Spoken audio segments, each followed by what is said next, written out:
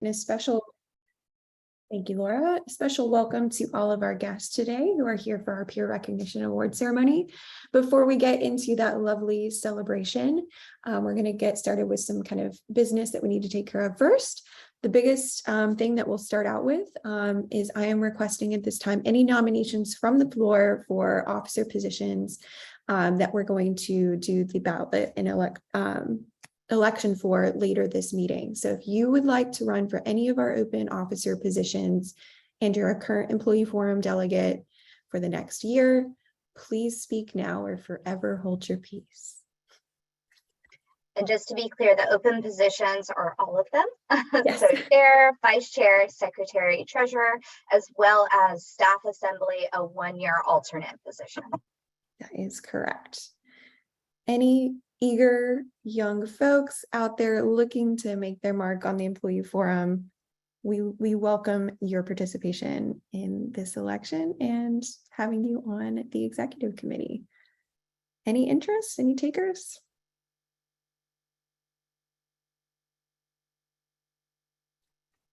All right, we got a comment in the chat. Evan Marsh would like to run for vice chair. We will add you, Evan. Thank you. And Evan, you will have an opportunity at later in the meeting, right before we do the elections, to do a short speech. And every person running will have that same opportunity. So anyone else?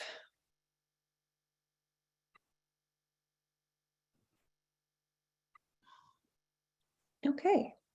Well, a special thank you in advance to Laura and Jen, who are going to help us update that Qualtrics and help us go through the election process later in the meeting.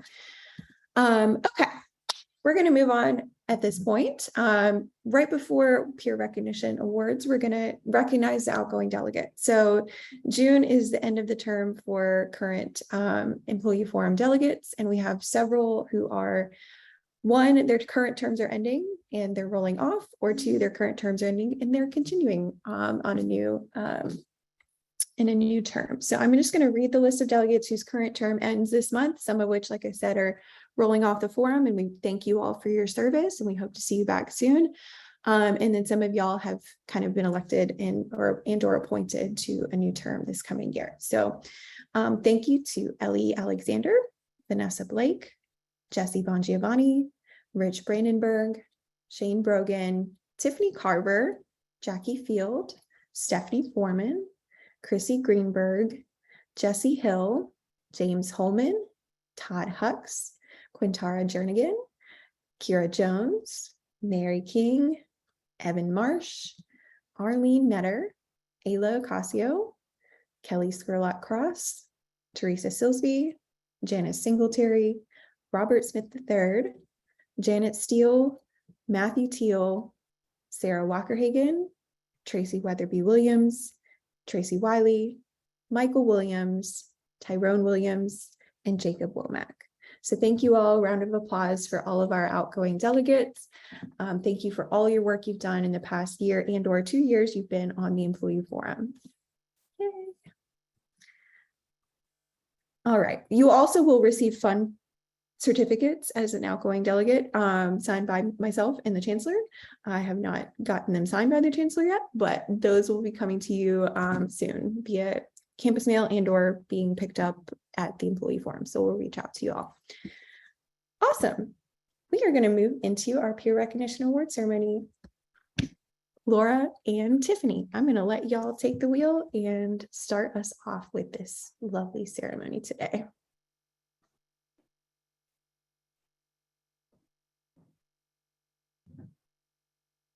Thank you so much, Katie. Welcome everybody to the 2022 Recognition Award ceremony. We'd like to thank you all for joining us today on this very special occasion. And we want to thank everyone who participated in this process, whether you took the time out to elect one of your peers or the special delegates who took your time out to read all of the 185 nominations that we have. We recognize that everyone has so much on their plate these days, and people are taking on extra responsibilities. So the fact that you took out your time to acknowledge and celebrate your peers really means a lot and speaks volumes about the type of employees that we have here at UNC. Our staff are top tier, and it really shows on days like today. So I'm just asking you all to give yourself and your peers a round of applause. Thank you so much for participating. It really means a lot. So without further ado, we'll go ahead and get started on our ceremony, and Laura will present our first award.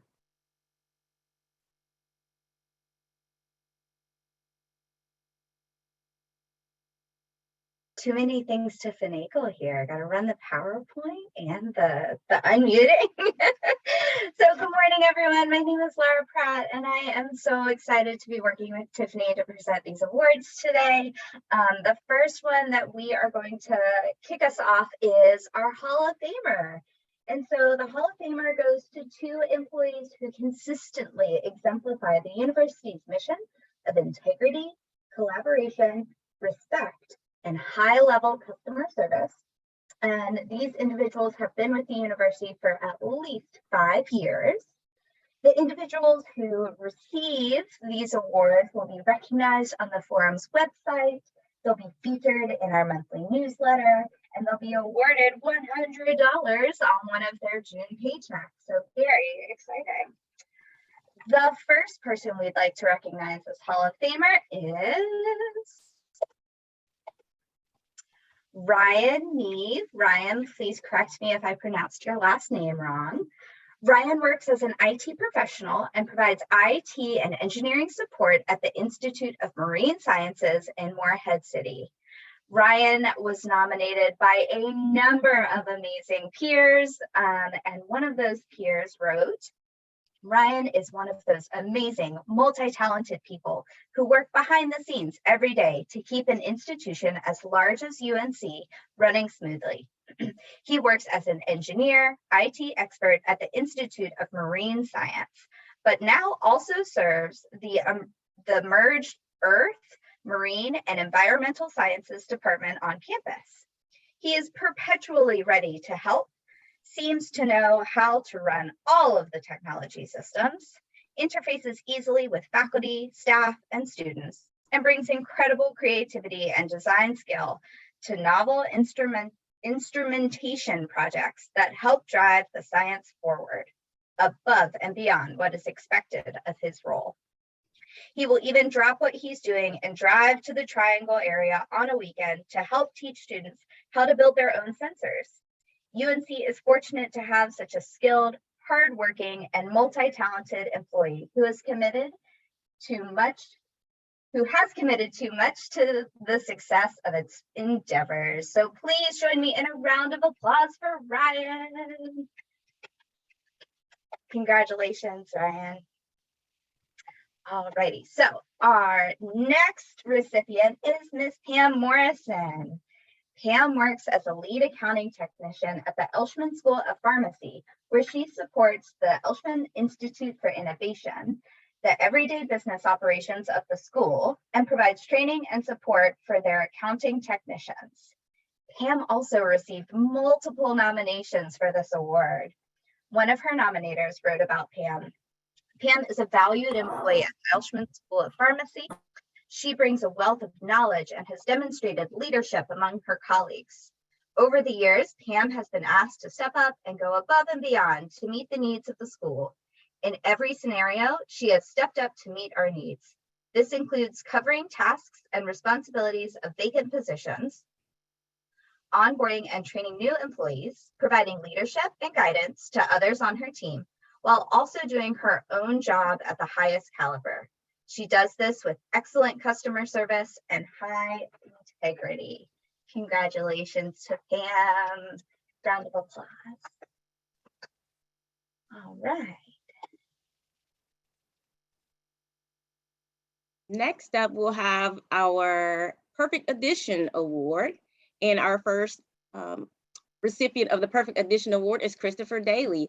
Christopher is an administrative assistant at the Renaissance Computer Institute, where his job duties range widely from note-taking, organizing, and scheduling project-related meetings, shipping RENC project-related equipment to off-site collaborators and partner institutes, assisting hiring managers by scheduling interviews and screening applicants, greeting visitors to RENC's office, the management of RENC's office space, and other miscellaneous tasks. Christopher was nominated by several of his peers, and here's what one had to say. Chris provides indispensable administrative support for research projects, taking ownership of the onboarding process for team members, screen sharing, note-taking, and creating summary emails for funders. He embraced the coordinator role for another research project speaker series. Both roles grew out of Chris's other duties as assigned, not as his primary job responsibilities, and are a testament to Chris's deep desire to help others and learn and grow, and to his collaborative spirit. Chris works as a hiring coordinator, a challenging, sometimes hectic role, doing it with a smile, resourcefulness, and reliability. He constantly works to improve his methods and our outcomes. Congratulations to you, Christopher. Let's give a round of applause, everyone. Thank you so much, Chris, for all that you do. Your coworkers think very highly of you. Our second recipient of the Perfect Addition Award is Crystal Wu. Crystal works as the Marketing and Development Communications Manager at Arts Everywhere, where she serves as a fierce advocate for the arts on campus and in the community. Crystal was also nominated by several of her peers. Here's what a few of them had to say. Crystal Wu is an outstanding, vibrant leader in the arts at UNC. As an alumna, she brings that extra Carolina Wake energy to everything that she does. She approaches every project with exuberance and kindness and leads monthly arts communicators meetings with such grace that it's often a favorite part of my day and week. She truly is the perfect addition to UNC. Truly, Crystal is a Carolina gem. Crystal Wu at Arts Everywhere is nothing short of amazing. She is a fearless, energetic UNC champion, and her unparalleled empathy and leadership of the Arts Communicators Group builds connections, loyalty, and support from disparate groups across campus. Her kindness and compassion are an inspiration to us all. I can think of no more deserving winner for a Perfect Addition Award. Congratulations again, Crystal. Thank you for all that you do.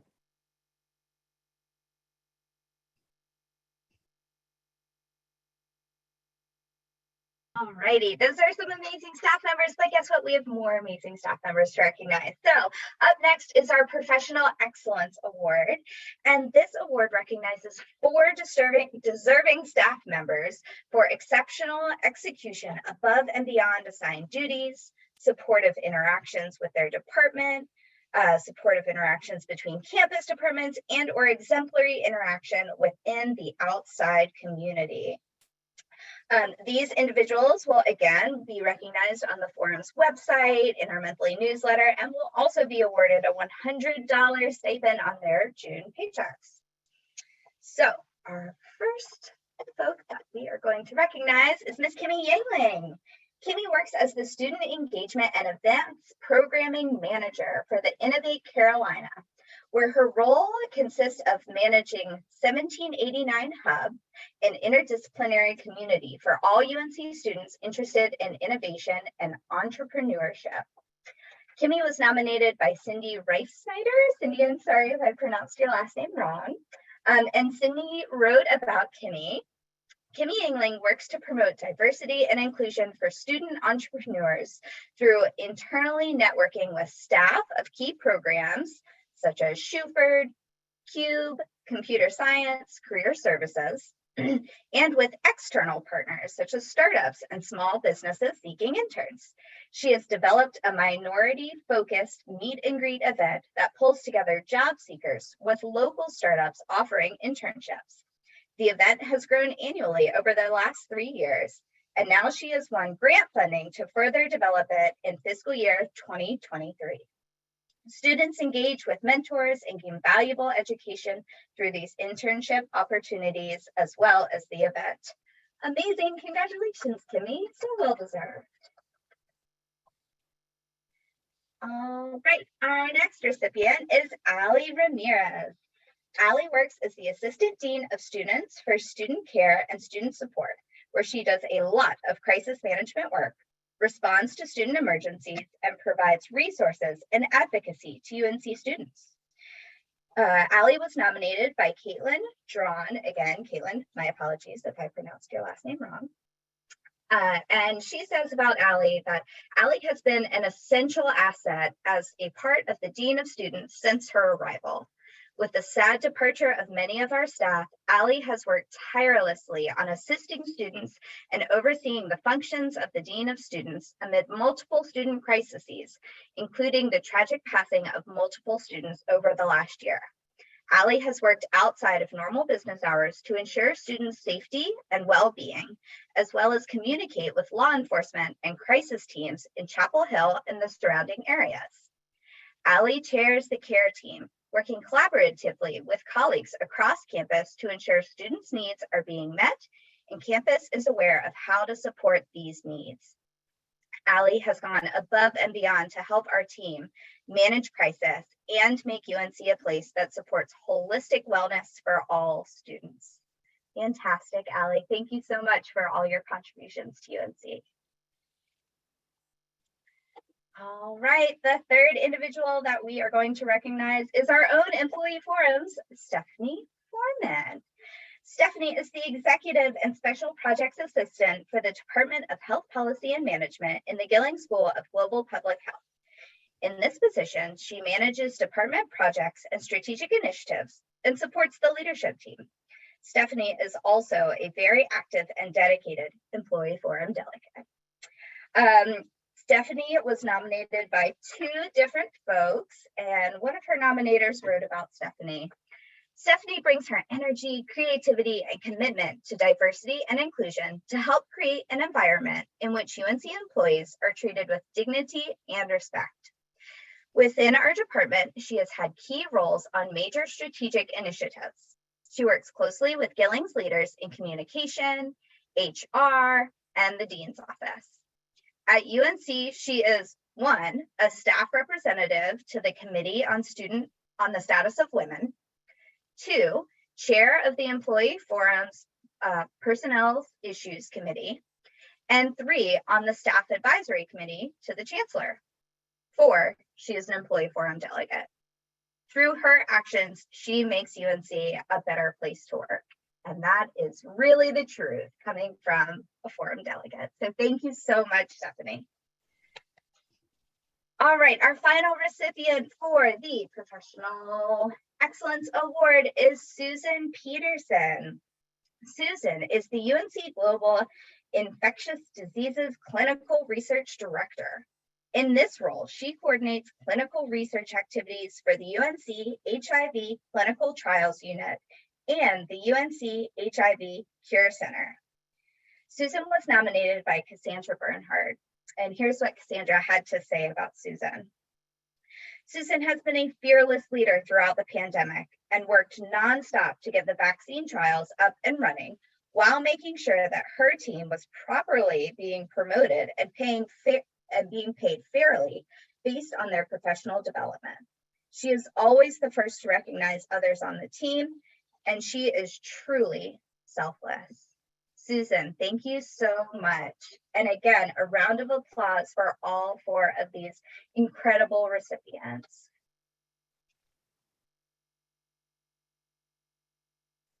Next up, we'll have the presentation of our Overton Leadership Award. This award honors the memory of Jackie Overton, a beloved and dynamic leader who fiercely advocated for staff while strengthening existing and forging new relationships with numerous campus partners and the administration. The purpose of the award is to recognize and reward individuals who have provided outstanding leadership to their office, department, unit, and the university through involvement in staff issues, committee work, teamwork, professional development of peers. Nominees should be individuals who demonstrate outstanding leadership qualities, inspire and involve others, and work to assure that the impact of their efforts in the community campus is lasting. The nominee does not have to be a supervisor to be awarded for this award. Our first recipient of the Overton Leadership Award is Logan Brackett. Logan works as the Associate Chair of Business Administration in the Department of Biology, where he is responsible for all aspects of the department's business operations, ensuring excellent service to department constituents and compliance with all relevant university policies and state federal laws. Logan was nominated by Lori Shamblin, Summer Montgomery, and Kenlyn Merritt. Here's a little of what they had to say. Logan joined our team in the midst of lockdown and helped to heal what was a broken staff team.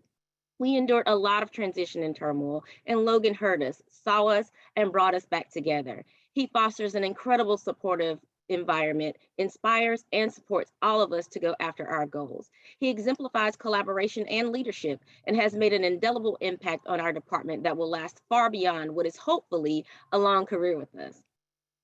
Logan joined us during a very tumultuous time during lockdown and after a very long year without a department manager, which does not make for an easy or smooth transition.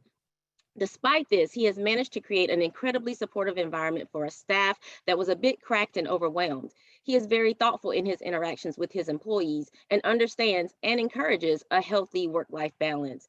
He is kind, respectful, and gives his employees the tools and trust to be successful at their jobs. We feel very lucky to have him on our team. Thank you so much, Logan, for being so supportive of your staff. The comments that I read were just amazing. So thank you so much. Please continue to do what you do. We appreciate you. Our next recipient of this award is Dr. Valerie Tan. Valerie serves as the Associate Chair for Administration in the Department of Allied Health Sciences, a department in UNC School of Medicine, where she is responsible for overseeing all of the financial activities of the department, strategic planning, and supporting the clinical, educational, and research mission of the department. And she was nominated by Brenda Mitchell. Valerie has worked for the Department of Allied Health Sciences and the university since 2004 and has consistently encouraged a culture of lifelong learning and development. Valerie has been the go-to for our staff development needs with the innate ability of noticing unique expertise in each of our staff, while also challenging employees to develop and hone new skills by engaging in learning and development. She offers sharing meetings with the staff she supervises so that they can learn from one another in different areas of focus of the Allied Health Business Office. She also brings content experts to do lunch and learns. Valerie serves on the AHS Justice, Equity, Diversity, and Inclusion Committee. In this role, she has acted as a facilitator for monthly community conversations with faculty, staff, and students. As a member of the AHS Classroom Lab Safety Committee, she actively participated in division, department, and university response and action related to the pandemic and continuing the educational mission. Valerie was an invited speaker for the University Managers Association Speaker Series and has led the Association for Women, Faculty, and Professionals Mentoring Monday sessions, which brought together professionals from all across campus to discuss building skill sets, mentoring, and networking. Valerie, thank you so much for all that you do, and please continue to motivate your employees in the way that you do. It really means a lot. Congratulations.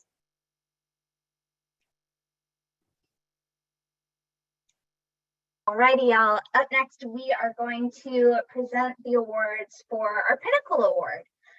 This is a prestigious award that recognizes an individual who has demonstrated leadership, vision, and commitment to excellence. Nominees should be individuals who are on a path of continuous learning through professional development. Nominees should also have proposed a new idea and moved the new idea toward implementation and is consistently creating a supportive and inclusive environment. So first, we are going to chat about Dr. Jen Daniel. Jen is the Associate Director for Ethics and Policy at UNC-Chapel Hill, where she works to strengthen and streamline the university policy process, as well as manages the day-to-day operations of her office and its regular cohorts of undergraduate student interns. Jen also graciously serves as an Employee Forum delegate and chair of the blood drive, which just wrapped up yesterday, and she's still here this morning. Amazing. So Jen was nominated by Stephanie Forman, and Stephanie writes this about Jen. I'd like to nominate Dr. Jennifer Daniel for the Pinnacle Award. Jen brings leadership and vision to every issue concerning staff, and her commitment to UNC and belief that we can be better is at the heart of all of her work. Jen is thoughtful in approaching challenging and multifaceted issues and is unwavering in prioritizing staff well-being. UNC, and specifically the Employee Forum, is better because of Jen's commitment to excellence in all that we do and produce. And I'd like to throw out there that she did all of this while earning her PhD. So she is freshly Dr. Jen Tamil. Congratulations, Jen. All right, up next is Patricia Keiner. Please forgive me if I pronounced it wrong. Patricia serves as the Managing Director of Research, Support, and Scholarship in the Department of Allied Health Sciences, where she coordinates, monitors, and supports departmental research, initiatives, programs, and proposal development, as well as devises and effectively implements policies, procedures, and systems to promote the interdisciplinary research mission. She serves as research coordinator and grant editor for the large interdisciplinary department with faculty in 7 clinical divisions and numerous centers. And Patricia was nominated by Valerie, who just received the last award. Valerie writes this about Patty. Patty is the Managing Director of Research, Support, and Scholarship for the Department of Allied Health Sciences, Office of Research and Scholarship. She is the lead person to run the office and coordinate with the other staff from the office. She is so efficient, timely, and organized that it makes the associate chair's position a relatively easy one to manage. Patty completes all tasks, not just on time, but typically early. Her positive attitude toward her work and her work ethic are a model for others. Patty is a creative thinker and often can find a resource or a way to do things not typically in her wheelhouse. She never hesitates to learn new knowledge and skills and actually seeks out opportunities to do so. Her commitment to excellence is reflected in the support she provides to faculty, staff, and students. She is a team player, and she is always looking for ways to improve the functions of the office and to enact needed changes. She enthusiastically developed guidelines, support materials, and messaging to accomplish the new goals. We also took on a few new tasks that had been assigned to the office, and again, she was incredibly resourceful and supportive. I enthusiastically nominate Patty for this award. Patty, amazing. Congratulations, Patty and Jen, for our Pinnacle Award winners. And last but definitely not least, we have our Three-Legged Stool Community Service Award. This is awarded to distinguished contributions by an individual who works to promote cooperation and collaboration among faculty, staff, and students. Nominees should be individuals who inspire creativity, promote harmony and partnerships within the university community, inspire teamwork, cooperation, and participation, demonstrate new approaches to current processes, encourage, mentor, and build bridges, form alliances to work collectively, or demonstrate any other significant community building activities. This year's recipient of that award is Rob Bierincott. Hopefully I pronounced that right, Rob. Rob is the Assistant Dean for Career Development at the School of Law, where his unit advances the professional growth of Carolina law students by helping them secure internships and postgraduate employment. The collective contributions of staff, students, alumni, and faculty are critical components of that office's work. Rob was nominated by Amy Barefoot Graydon. Rob saw that our law students were struggling with stress being back at school in person. He took it upon himself to create 2 wellness events, Be Well in the fall and End Well in the spring, where students, staff, faculty, and their families could just enjoy themselves at the school. In addition to wellness information, there were activities inside and outside the law school, including a hot chocolate bar, a bunny room, therapeutic dogs, silent disco, improv workshop, yoga, playlists, cookbooks with a QR code, dunking booth for dean and faculty members, surf simulator, pizza, snow cones, and cotton candy. I wasn't invited to that. I want an invitation, Rob, next time, please. Around 200 people came to each event, and it was a huge success. Rob did all the planning and coordinating with faculty, staff, and student volunteers. even had some alumni attend. He worked with vendors and designed t-shirts to make it special. It was a wonderful time to gather and to do something completely unrelated to law school. It was all because Rob saw a need and did something about it. Thank you so much, Rob. That is just so, like, I'm jealous. I want to come work with you. But thank you so much for seeing a need and feeling that need for the folks at your school. Everyone, please give Rob a round of applause. Thank you so, so much for all that you do. And so that wraps up our awardees. Please, let's give all of our awardees another round of applause. Thank you so much for all that you've done for the university. And on behalf of the entire employee forum, we again extend our gratitude to the forum delegates who reviewed nominations. Myself and Laura, the co-chairs of this committee, David Bragg, Adrian Gibalisco, Lonnie Hawley, Arlene Metter, Katie Musgrove, Ayla Ocasio, Kelly Skerlock-Cross, Lori Shamblin, Julie Therault, Jacob Womack, and of course, Matt Banks, who helped streamline this whole process. We couldn't do it without you, Matt, so special thanks to you as well. It's because of you guys' dedication, time, and effort that we're able to do these awards and present and show our peers that we really do appreciate and recognize them. Thank you all for coming today. This will conclude the award ceremony. Have an awesome day and go Heels. Go Heels indeed. Thanks, everybody. Thanks, Tiffany, and thanks, Laura. And really thank you to everyone and congratulations to each and every single person who was nominated for an award. It was my pleasure and honor to get to read through all of the nominations. And it really goes to show how amazing UNC staff here are at this university. So congratulations to each and every one of you. And thank you for everything you do for Carolina. We appreciate you. Congratulations. All right. So you're welcome to stay with us, special guests, if you'd like. We're going to move into our traditional human resources update, and I'm going to welcome Associate Vice Chancellor for Human Resources, Link Butler, to give an update. Becky Mangini was unable to be with us today, so thanks for being here, Link.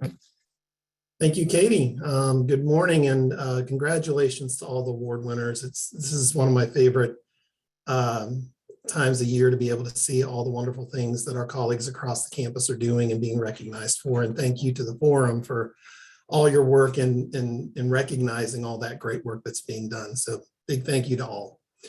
A couple of updates before I turn it over to Jessica Pye just for her traditional wellness updates. This time of year, of course, there's a lot of interest and focus on where we are in the state budget. Unfortunately, there is no new news. We do know, of course, from the last budget bill that was signed, that there is another 2.5% legislative increase that is effective July 1. However, we still need to wait upon implementation guidance from the state and from the system office before actually putting that into payroll. In addition to that, there's a lot of discussion, as you may be following in the news, around some potential other items that may be impacting state employee salaries.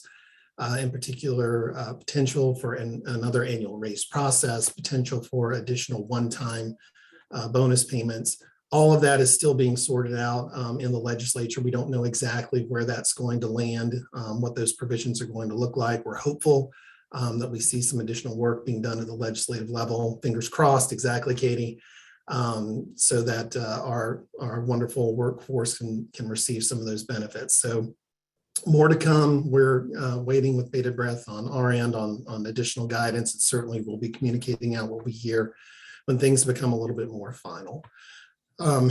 In addition to that, some good news recently this week. Some of you may have seen in the News Observer that the governor issued Executive Order 262, which is related to employee leave to recognize the day of cultural, religious, and personal significance.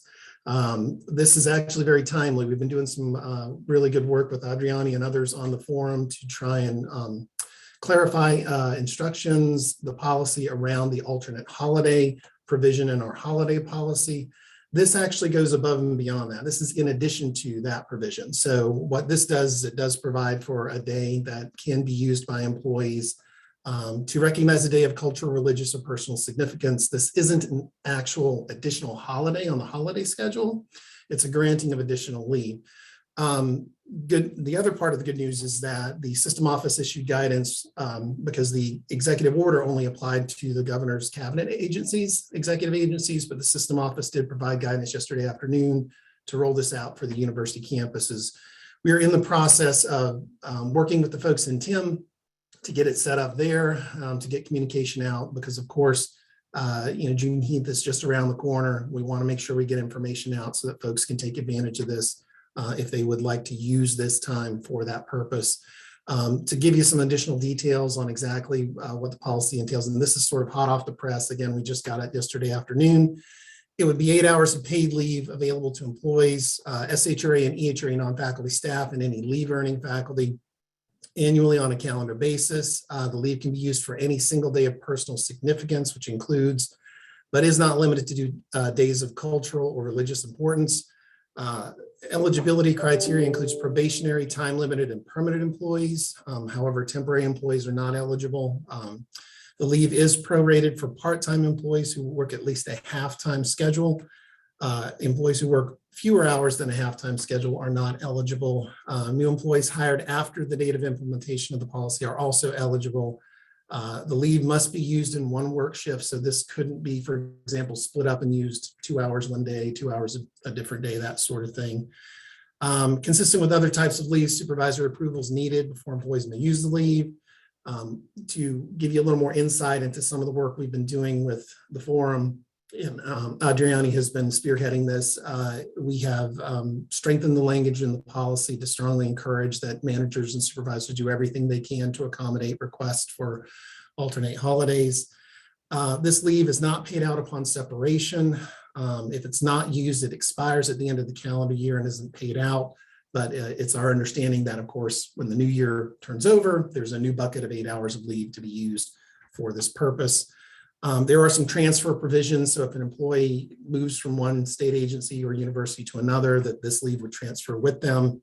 So that's good news as well. So again, work is being done right now to get it set up in TIM, to get communications together, to get information updated in our policies so that it's available, so that employees know and can take advantage of this as quickly as possible. So that's a bit of good news. It's a long time coming and a move in the right direction for sure. So, and a big thank you to those of you, Adriani in particular, to those of you we've been partnering with to try and update the policy around the alternate holiday provisions. So big thank you to that group for all you've done and for your partnership on that. In addition to that, we all know we're still struggling and battling with turnover, and that's not just at our university, but every other UNC system school as well as state agencies. I think even the article with the executive order in it indicated a 20% vacancy rate across the state, which is pretty staggering if you think about it. We're working with the system office to try and identify other ways, creative ways that we can create incentives for folks to be retained, to recruit for folks. There has been a provision that's been rolled out to the campuses, which we're working on now to build the infrastructure, the administrative infrastructure for, which allows for SHRA recruitment and retention bonuses, which is something that's fairly new. And that's, while there are some limitations on it, and we're still trying to define and get clarity on what those are, that is something that we're looking to roll out fairly quickly because we know that it's just one tool, and certainly wish we had more tools that we could use.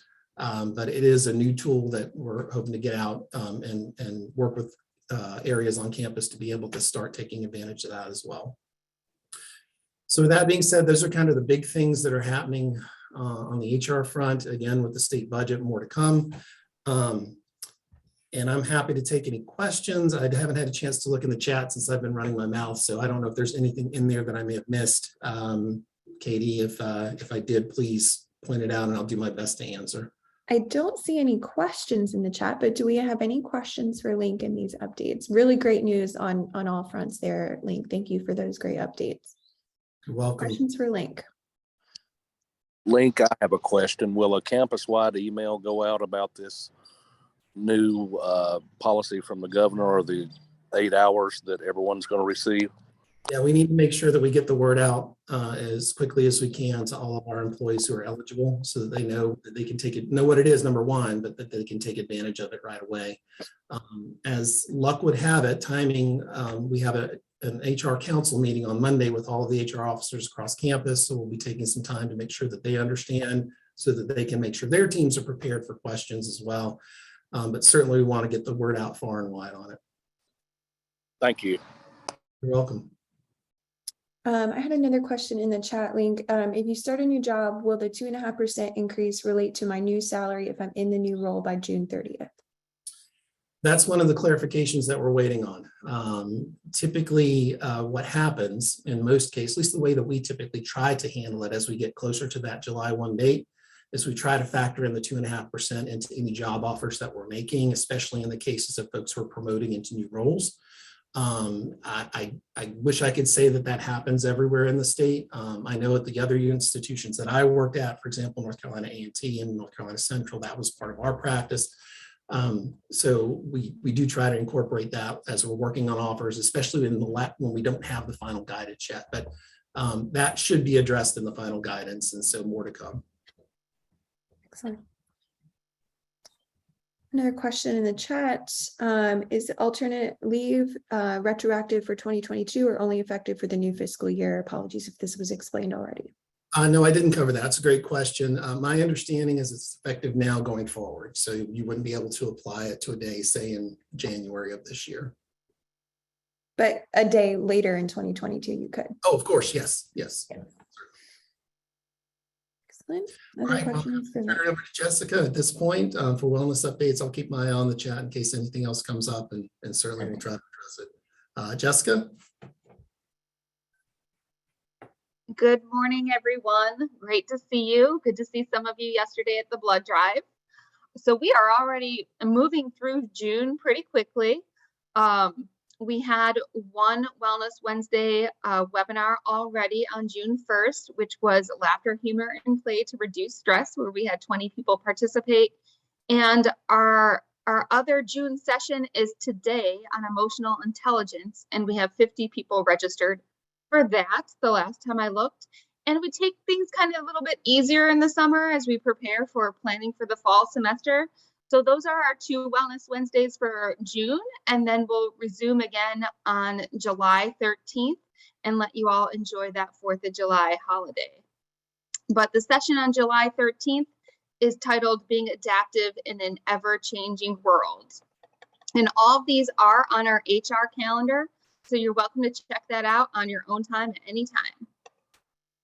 Last month, the Spring Fling happened, so that was nice to see that in person again. I know Katie was there promoting the blood drive, and so that is always the first Friday in May, and we had just under 100 people come out for that. So slowly getting back to normal. I know some people are still cautiously and hesitant to come out to group functions.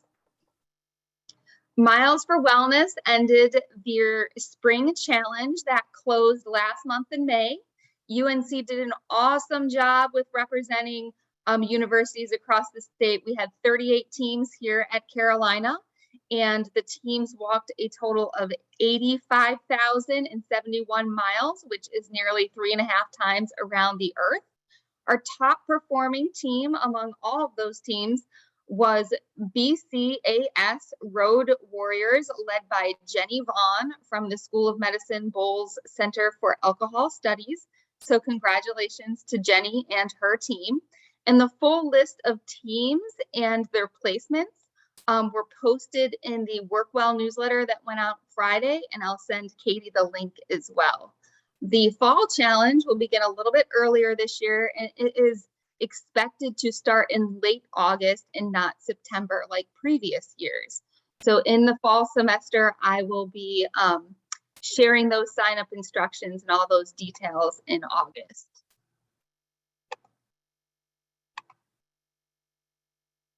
Our summer is fully here. The heat is here. And so with that, we have updated our Helping Heals registration list. We try to get this list updated every semester to reflect students and employees' change in schedules. We still have over 100 UNC affiliates on this list, and that includes volunteers and paid for service childcare, pet care, and senior companionship care. So I do encourage you to check out that updated list if you need any pet sitters, if you're looking for a new babysitter, or looking for companionship care for an aging loved one in your life. And that is at our Helping Heels list on our HR page. But Katie, I'll send that to you as well.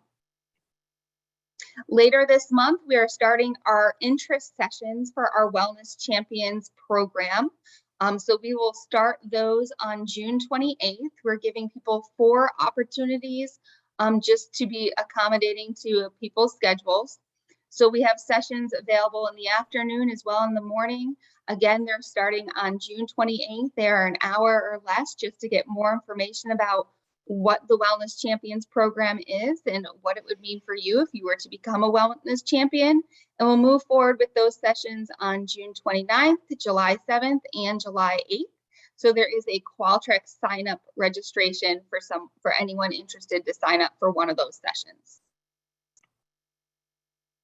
There are some changes going on with transportation and parking. And sadly, the Tar Heels bike program has come to a close as of May 31st. For those who are on campus, you'll recall seeing the Tar Heel bikes, which program launched in October of 2017, which is when I first started here, and it just closed at the end of May. During that time, and there were 13,000 members that signed up to use those bikes, and there were 140,000 trips taken. Of course, I'm sure slowed down while we were all away for a year and a half or so. And what they're doing now is that they're looking for a new program, which includes electronic bike options, as those are finding to be more popular and meet the needs and interests of people, students and campus communities. So they will be announcing that in the fall with a launch hopefully within the next year. And there are lots of savings that were listed in the WorkWell newsletter last week that went out. Again, promoting our Working Advantage wellness discounts as well as gift discounts, as this is another gift giving month. But June is Employee Wellness Month. So 30%, Working Advantage is offering 30% off of 3 months of Premier Studio classes at Fit Reserve, $30 off of all Les Mills Smart Tech equipment bundles. And then for gifts for grads and dads this month, Working Advantage offers 35% off of HP products, as well as free shipping and a lot of great technology deals, including Lenovo, Dell, Samsung electronics and TVs, Canon cameras, and more, as well as 15% off of Ray-Ban sunglasses and prescription eyewear. We have a new discount that is being offered to employees who live in the Raleigh area. If you're familiar with Health Tracks, it's a state-of-the-art fitness facility with a pool, great classes. They incorporate wellness and physical activity, and they're offering lower memberships as low as $39 a month for individual memberships. And all that information is on our perks, our discount and perks page under benefits, under wellness resources. And then Playmakers announced their season recently. And as an employee, just a reminder, if you want to attend a Playmakers performance, you receive 15% off of any single ticket. Those single tickets are not available to purchase just yet, but they will become available on June 13th. So very soon, and I encourage you to go on there and look at the season of shows that are listed, and that requires an Onion login to give you that 15% off of your ticket or tickets. Questions for me? Questions for our HR partners?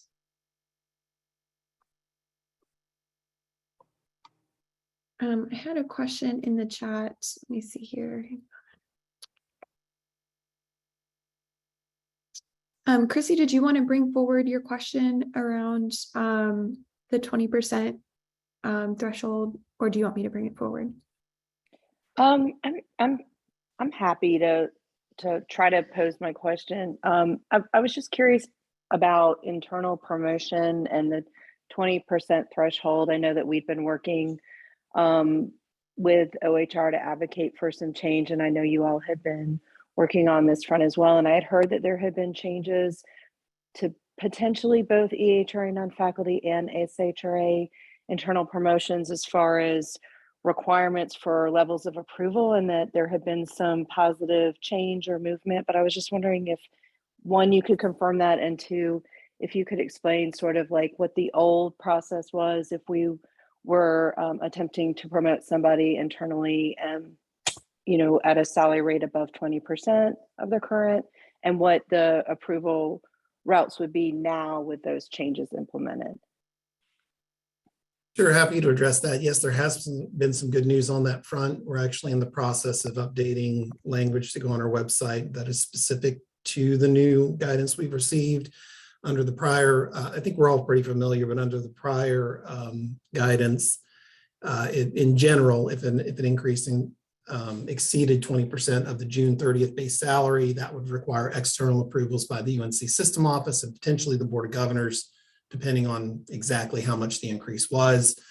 The new rules actually focus less on the June 30th salary as a reference point and more on where the proposed salary falls within the assigned salary range. So range penetration, for example. What this is going to do is allow for the scientific term, a ton more of actions to be approved at the local level as opposed to having to go to the UNC System Office or potentially Board of Governors to get these additional approvals. This is really great news across the board. But again, we're still getting some final clarification on exactly what the new requirements are so that we can make sure we get them posted. It is really great news. I saw that in the chat from Elizabeth. It's really going to provide some additional flexibility for us locally on campus. Obviously, we want to be good stewards of these new guidelines and not the Wild West and everything goes, but it's really going to open things up, especially in those cases that have been so frustrating where we have internal promotions and have had to essentially apply a different set of rules to folks who are promoting internally as opposed to an external hire, for example. So this is really great news and more to come. Again, we're sort of refining all the language so we can make sure our website is updated. And I'll be happy to talk in more detail and even bring some of my team along to the next meeting and give a full overview of what the new rules are, because I think we'll be in good shape by then. And just to be clear, Link, I think we had all heard the EHRA good news on that front and approvals to change it for EHRA, but it is, you believe, changing for SHRA as well. It is, it absolutely is. And, we're still continuing to push because as we all know, there are still a lot of pain points related to the career banding system. In particular with some of the pay bands and how they're set and they've not been changed, and OSHR has been pretty reluctant to change, and we continue to push on that. It's untenable at this point. Their logic is let's wait until the new compensation system is rolled out and we implement that, but we just cannot do that. I mean, we are really suffering under the current system with the ranges not being adjusted, and we continue to push in that manner. So fingers crossed, hopefully that we'll get some movement there because especially if that implementation isn't for, another 2 years off, we're just going to continue to be bleeding great talent as a result because our ranges just aren't where they need to be. Awesome. Jackie, your hand's up. Yeah, thanks, Link. You actually might have answered part of my question. I've got kind of two-part question. One was about the new ranges and when we might see that, but it sounds like we've been talking about it for at least a year, probably longer, but was hoping for an update that might give us a timeline, but it doesn't sound like there is one. And then the other part was just maybe diving a little bit deeper into the update regarding SHRA retention that you mentioned earlier. Right. So there is a new provision that the Office of State Human Resources is rolling out to campuses and state agencies that allows for recruitment and retention bonuses, one-time bonuses. Each of the campuses and agencies need to establish their process for how those bonuses are going to work. That's kind of the stage we're in right now. And so we have some not only policy work to do, but also some configuration work in our system to do to make sure that we're able to implement those. So more to come on that, but we're hoping to have all of that finalized in the very near future. And again, would be happy to send along that information once it's posted to the website so that you can see exactly what the parameters are. But I think the intent from OSHR was to try and provide at least some manner of tools that would allow us to provide some incentives to our current talent and staff to stay, but also some incentives as we recruit for talent in a very, very competitive labor market at the moment that could put us in a better position to attract and retain that top talent. Yeah, that's great. Do we think that'll we'll get that guidance within the month? I think so, probably even within the next couple of weeks. We're That's pretty great. close. Stay tuned. Thank you. Excellent. Any final questions for our HR partners? And thank you all for your updates today. As always, thanks for having us and thank you for all your great work. Excellent. Thanks, Link. Thanks, Jessica. All right, moving into our consent agenda. I am first going to give the caveat. We are going to pull all forum committee reports out of the consent agenda this month for various committees to give their kind of end of year reports and how things went this past year. So with all of those removed, do I hear a motion to approve the consent agenda, which includes the May minutes that were sent separately? So moved. This is Second. Marlene, I second. All in favor of approving the consent agenda? Aye. Aye. Aye. Aye. Aye. Any opposed? Any abstaining? All right, the consent agenda has passed. With those forum committee reports pulled out, we're going to move into that section of our agenda. I'm going to switch it up a little bit. And Shayna Hill has requested to go first to give an update on the UNC System Staff Assembly. So Shayna Hill, take it away. Hi, everybody. Thank you for the opportunity to bring you an update from the 17 campus system staff assembly. So as you know, last year, the staff assembly passed a resolution asking to abolish the 20% threshold. So that passed and went on to the Board of Governors. Thank you very much for your support in pushing that up to the staff assembly. We currently have another resolution asking for the career banding pay bands to be updated. That is currently passed the chairs committee. It is passed the executive committee. It is going to a full body vote in July. I can't imagine that it won't pass. So there we are. We continue to push in that direction at the staff assembly level. So thank you for all that your support in pushing that up to us at the staff assembly level. For those of you who don't know, for the first time ever, the Chancellor's Cup Golf Tournament will be at Findlay. So thank you. Shout out to Jackie Fields for helping make that happen. One of our very own. So thank you, thank you, thank you. It's going to be a great event. It's September 27th. If you would like to donate your time, your energy, your love, your passion, you can please contact me directly, Shayna_Hill at unc.edu. We will find something for you to do. It is a fun event and it helps raise money for the Janet B. Royster Scholarship. So happy to report that it is back at the UNC system after 5 years and being hosted at Chapel Hill. So that's all the news that's fit to print. Any questions? I'm happy to try to answer. Thank you for your leadership on that front, Shayna, and for helping to advance the resolutions to the staff assembly level. I think that has made some kind of movement forward on several things, including the alternative holidays front and on the pay banding front. So we appreciate your leadership on the staff assembly level as always, as we appreciate your leadership on the employee forum. So Arlene, your hand's up. I just want to remind people that if you are volunteering, not playing, but volunteering, you can use your community service leave. Yes, you can indeed. If you're playing, you have state vacation time, sorry. Otherwise, yes, please volunteer your time, your services to help us with the golf tournament this year at Findlay Golf Course. It's gonna be great.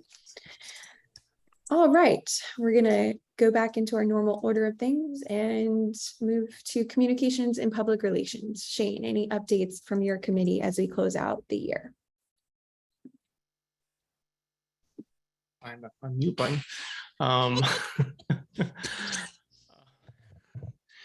We are going to do our, I guess, final In Touch of the year going out shortly. We'll have some updates from the blood drive, from the garden. If anybody else has anything particular they want for me to mention, please send it in very soon. We'll also hopefully have officer elections, et cetera, up. And yeah, it's no big update, but next one's coming out soon. Awesome. Thanks, Shane, and thanks for your leadership this year on the communications and public relations front. I don't know if Brooke is on the call. Any updates from the book club? I don't see her on my list. I believe there's a recent email that just went out about this coming up book, so be on the lookout for that. All right, Community Service Committee, Jacob.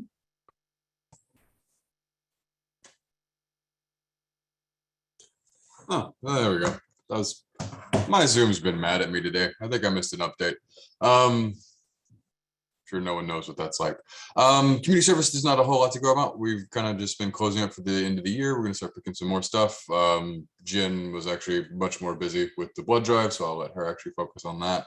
But just to kind of sum up the year, we've done both the toy drive in December, which was very successful. We got literally hundreds and hundreds of toys donated, and our March Madness drive to support the Ronald McDonald House raised over $1,500 worth of goods and services that they needed specifically, especially because they were right in the middle of rolling back COVID quarantine. So they are now much busier than they were. So thanks for everyone who participated, even if it was just spreading the message. That is sometimes the most useful thing you can do. So thanks for all the work everyone has done. Great work, Jacob. Thank you. Speaking of the Carolina Blood Drive, Jen Danielle, I'm going to give an update on yesterday's massively successful drive. Thank you. Hey, good morning, everybody. And thank you to all of you who were also at the Dean Dome late last night with me and others for being here this morning. We did have a really fantastic day at the Smith Center yesterday. We had more than 93 volunteers. And with 515 presenting donors, we collected 500 units or 510 units of blood yesterday throughout the day. So just a really incredible day. And I can't say enough thank yous to the planning committee, to the people who volunteered, to the donors who came out, to all of our community partners who donated food that was delicious and that we all enjoyed very much. So just as a quick year-end wrap up, we had 2 Carolina blood drives. We have the holiday Carolina blood drive in December and then the Carolina blood drive in June. So between those 2 drives this academic year, we had more than 150 volunteers and collected 830 units of blood. And that would be a spectacular haul in any year, but particularly this year when we have been experiencing a critical blood shortage nationally. That is just, there are not words to describe what an amazing thing the Tar Heel community did for North Carolina and potentially patients across the nation this year. So thank you to everyone, spectacular job. Great. Thank you so much, Jen. And yeah, that 830 mark for the year, that's potentially impacting, oh God, math, 830 times 3, up to that many lives. Math is not my strong suit, so pardon my brain for not being able to do that quickly in my head. Thank you for that update, Jen, and thank you for all your hard work on the blood drive. I have some very, very terrible news to share with the entire committee and the entire forum that Jen Danielle is sadly leaving us. She is moving to Detroit to do some amazing work with her newly earned PhD. And we are so, so proud of her. Jen, I don't know if you want to give an update on where you're going and what you'll be doing, but you're going to do fantastic things wherever you go. We're going to miss you so, so very much. But congratulations. I will say, despite the fact that I will miss all of you greatly, more so than almost anybody else here, I wouldn't frame it as terrible news.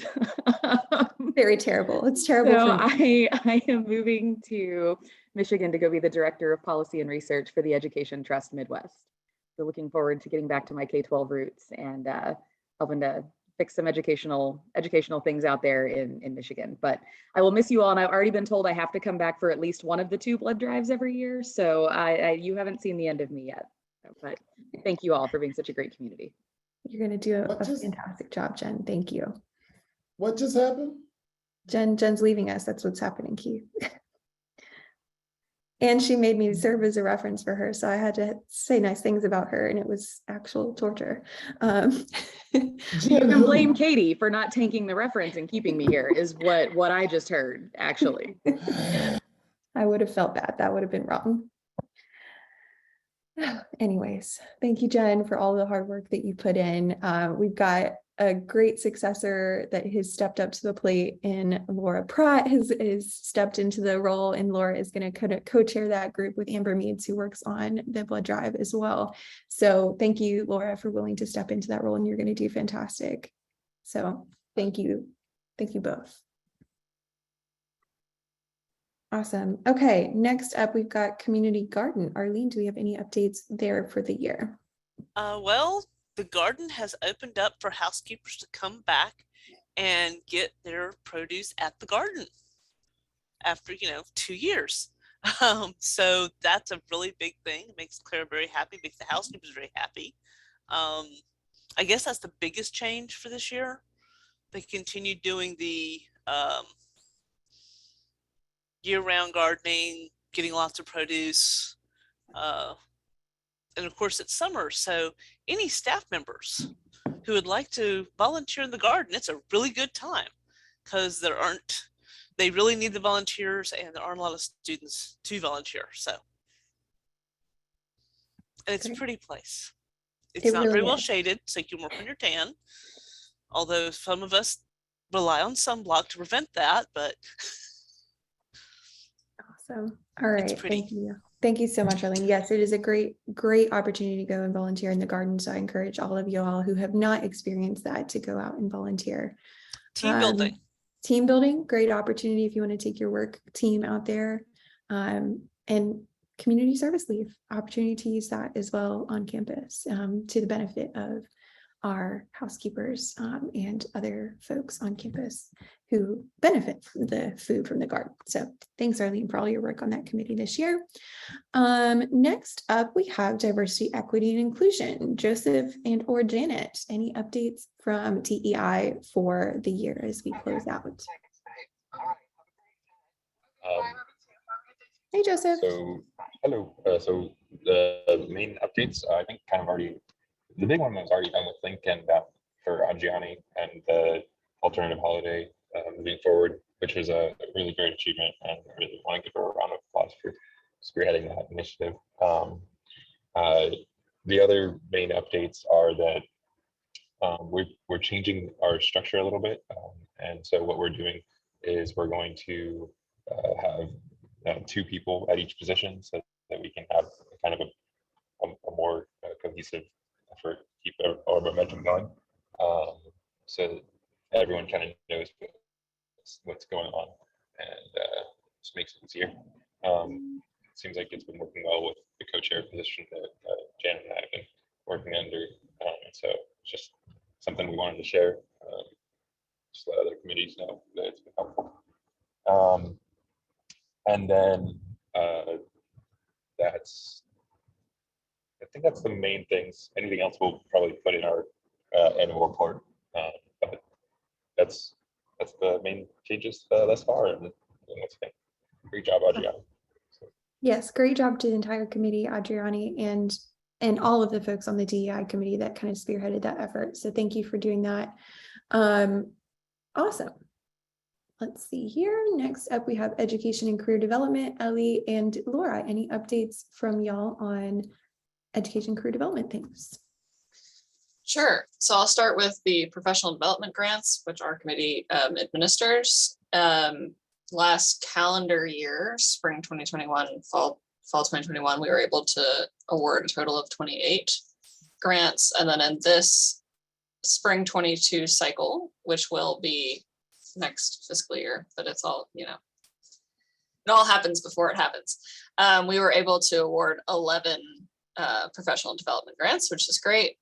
And also this year, we tweaked and refined the process for the professional development grants to be more consistent with current university purchasing policy and travel policy using Concur Travel. So Laura, myself, Katie, and Matt have been working to, work on documentation and communication with awardees on how exactly to process their awards. So.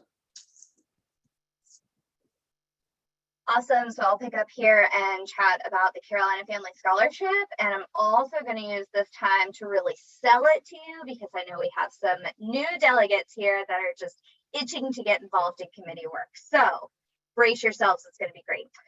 The Carolina Family Scholarship Fund was established in 2004, and it intends to provide need-based scholarships to the children of UNC employees attending any of the UNC system campuses or community colleges here in North Carolina. It's fantastic. So last year, rewind, our committee is of course responsible for the administration of the scholarship.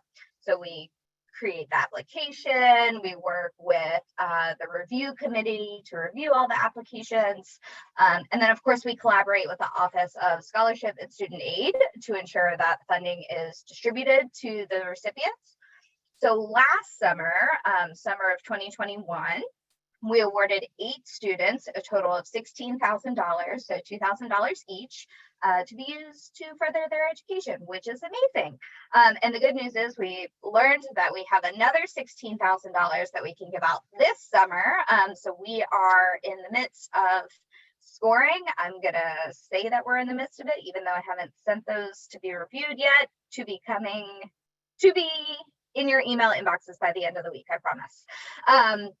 But yeah, so we anticipate having another 8 students selected to receive $2,000 each to give out $16,000 in scholarships, which is amazing. So if you too would like to be involved in the Education and Career Development Committee, chat with me or Ellie or both, we'd be happy to have you. I will step off my soapbox now.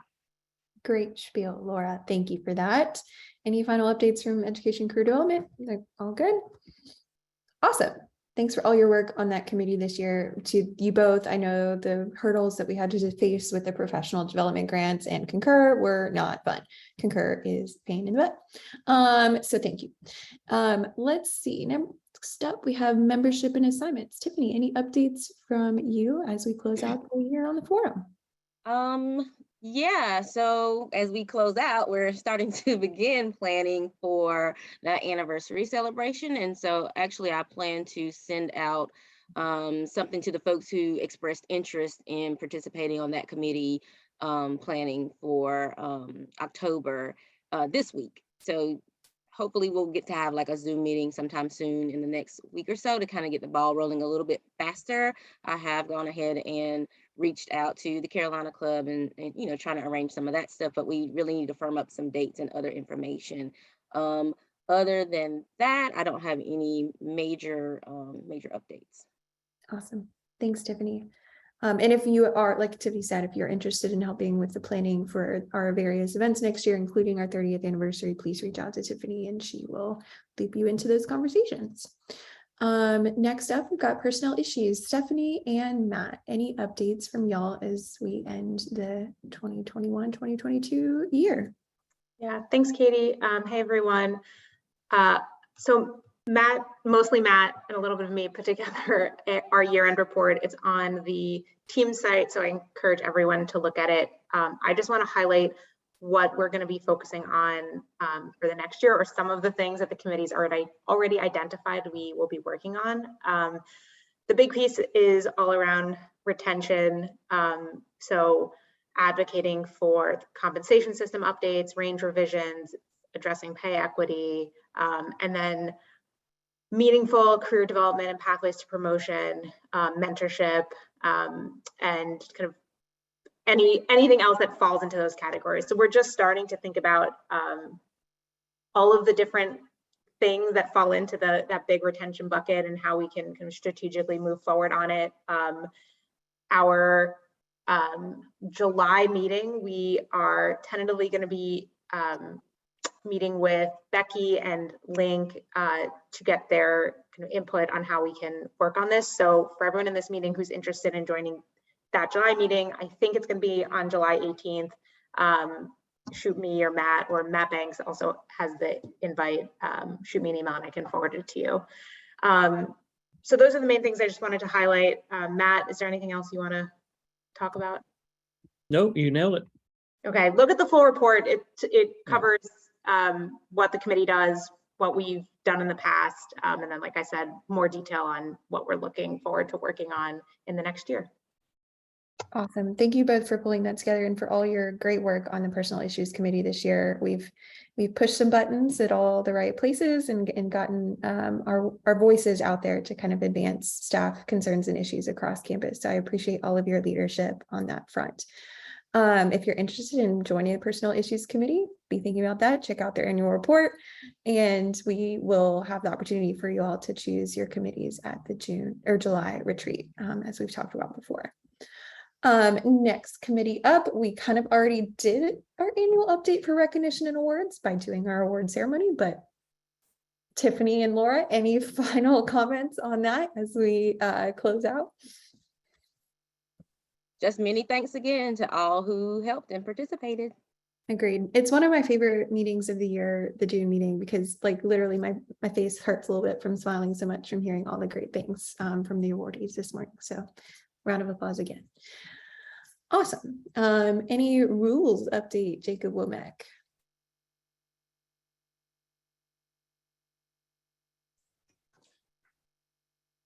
No, not really. We're Other still doing than it.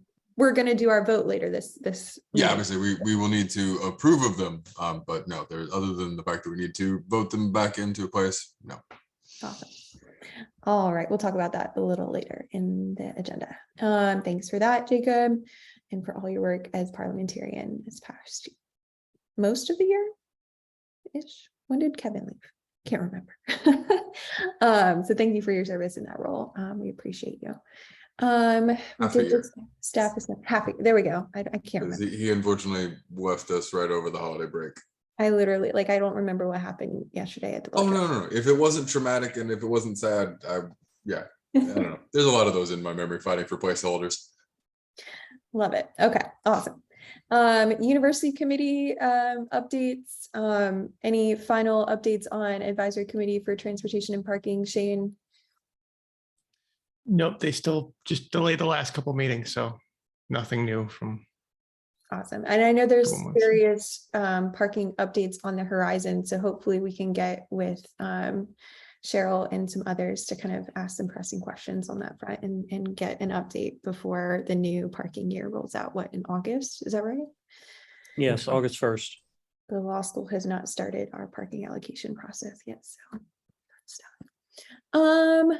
Next up, buildings and grounds. James Stamey, are you still on the call? I am. We are getting ready for Summer Splash with the first shift folks out at Anderson Park, but we do not have anything for this month for building and grounds due to a lack of agenda items. I just wanted to focus on a few things that we've done this year off the top of my head, which could be bad. The Cone Kenfield Tennis Center had received, we voted to do design approval for upgrade there. Keenan Stadium, the training facility, and upgrading for student athletes areas that they can get. And the Indian Cultural Garden design approval was approved, I think, last month. But I do not have my notes in front of me because I'm not in the office, but we've had a pretty good year. And I apologize for that, James, and to the other facilities folks maybe on the call. We typically avoid the first Wednesday of June just to avoid the summer splash. And we did that again this year, and they decided to have it on the second Wednesday of the month without telling us. So we inadvertently are still conflicting. So apologize for that for those folks that are trying to do double duty. So thank you, James, for that update and for all your service on the Buildings and Grounds Committee at the university level. Carolina Peer Support Collaborative, Joseph, any updates from you on that committee's work over the past year?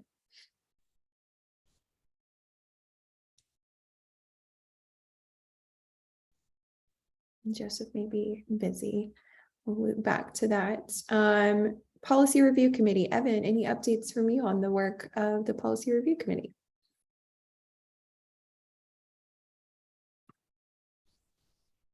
I don't know if Evan is still on the call.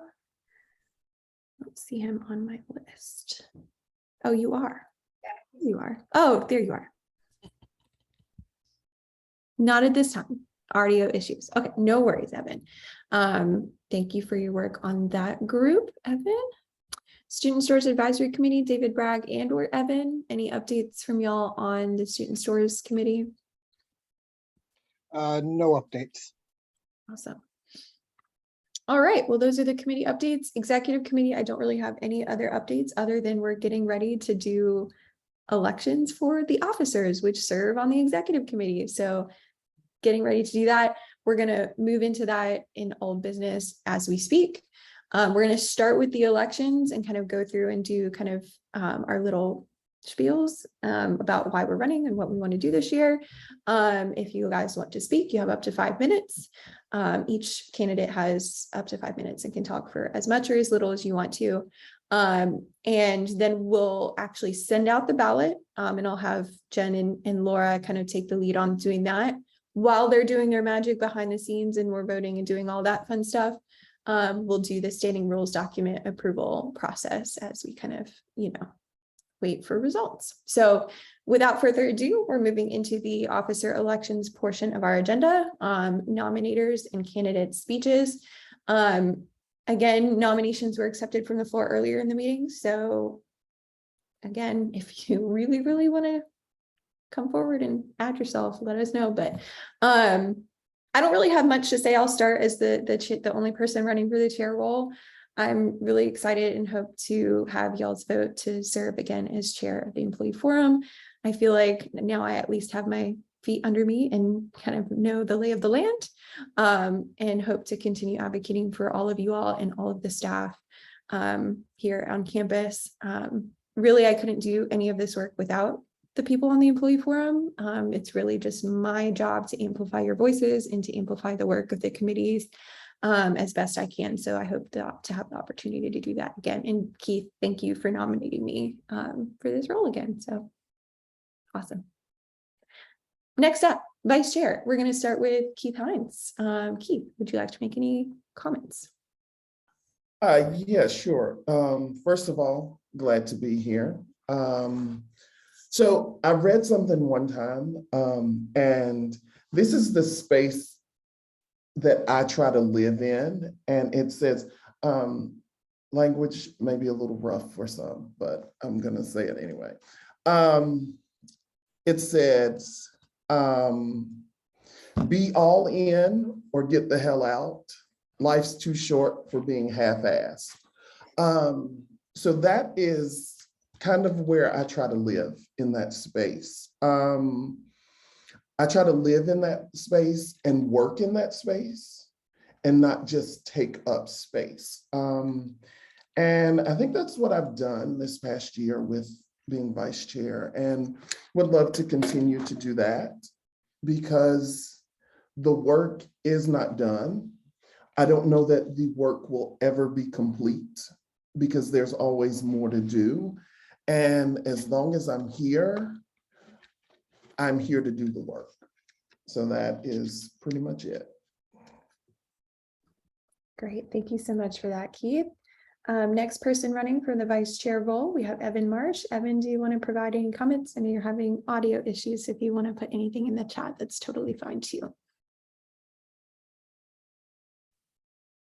There we go. Can everybody hear me? Yes, hello. Awesome, finally. I was like, I work in IT and things aren't working. So this has been a great morning and day. I've been running around putting out fires, so I apologize to everyone that I've been kind of everywhere. My name is Evan Marsh. I currently have been over at the School of Medicine for about 7 years now.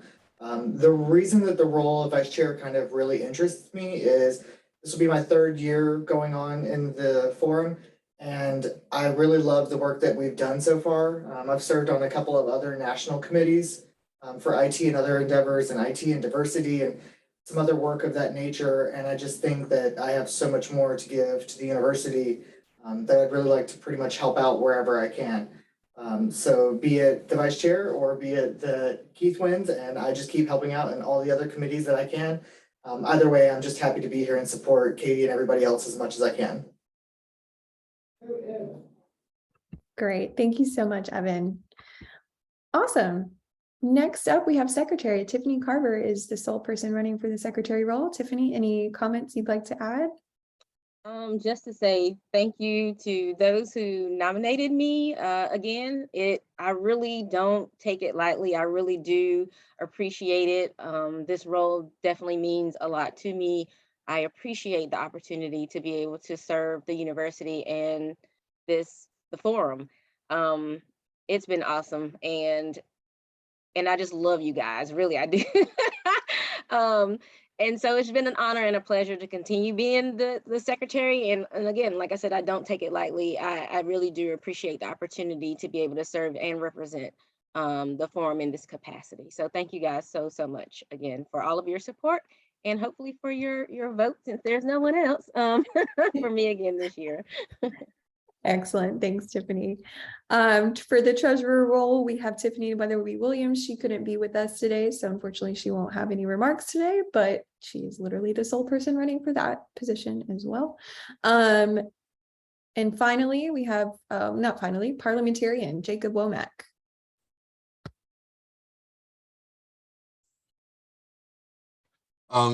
Yeah, I no stump speech, obviously, but I do want to say that I really appreciate the trust that was put in to me, both by the current members of this group as well as ones who have gone before us. It's a little scary knowing that several of them who have done this have all left the university. But at the same time, I'm inspired by their examples. And the one thing I do ask is that if anybody does have an issue, please don't feel afraid to bring it up. I am more than happy to admit that I'm wrong. I'm probably wrong half the time in life, just in general. So it's not a new experience for me. But please don't. The term parliamentarian just sounds so stuffy. If you got a question, you want to bring up something, you want to do something here in this body, I want to be able to help, and I want to get as much done as we can. And rules have a negative connotation, but they do, but I'm also a Virgo, so I'm about that life. I like systems. Thank you for that. And I say not finally, because we do also have the UNC System Staff Assembly alternate delegate election as well. And we have 2 folks running for that. We're going to start with Shane Brogan. Shane, do you want to have any comments about running for the alternate position on the staff assembly? Hi, everybody. I just wanted to say that, I'm interested in running as the alternate for the staff assembly. I talked with Laura about the experience, and the main thing would be, as I've been working at UNC for 16 years now. Wow. The main reason I came to the forum was wanting to be more engaged with the campus overall and the staff community, and it's been fantastic, and benefit to myself and hopefully the people that work around with me. And I would like to continue to find out more about the higher level up of the staff and assembly at the state level, what we can do to work for our needs as the system as a whole. I'm not really good at speeches to actually talk myself up for things, so totally fine. You did great. Yeah. Excellent. Thank you, Shane. And the other person running for the staff assembly alternate position is Joe Orman. Joe, do you have any comments? Would you like to bring forward a speech, as we say? As soon as I find my mute button. Yeah.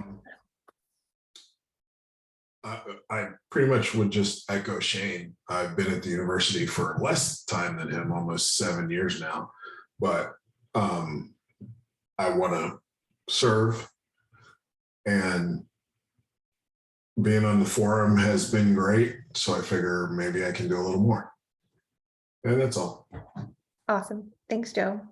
And thanks for everyone for stepping up and running for these roles. I don't take it lightly, and I know that it's a responsibility above and beyond the work that you do here at the university, and really any service to this group and to the staff here at the university is so important. And it's really tough to do that and not get paid for the work that we do, but we're here to do that selfless work and to advance the staff cause on campus. So I appreciate you all. With that, I'm going to turn this over to Laura and Jen, who are going to officiate the ballot process, and let y'all kind of tell us about that process, and then we'll move into the standing rules process while we kind of wait for things to shake out. Jen and Laura, thank you as always for your help with this process. Hooray. So we're going to run some elections, and it's going to be great. And I'm going to be sad because this is the last time Jen and I get to do this together, unless somehow I can rope her in next June while she's doing wonderful, amazing things. So we are going to run this the same way that we have done it the past 2 years, given COVID era.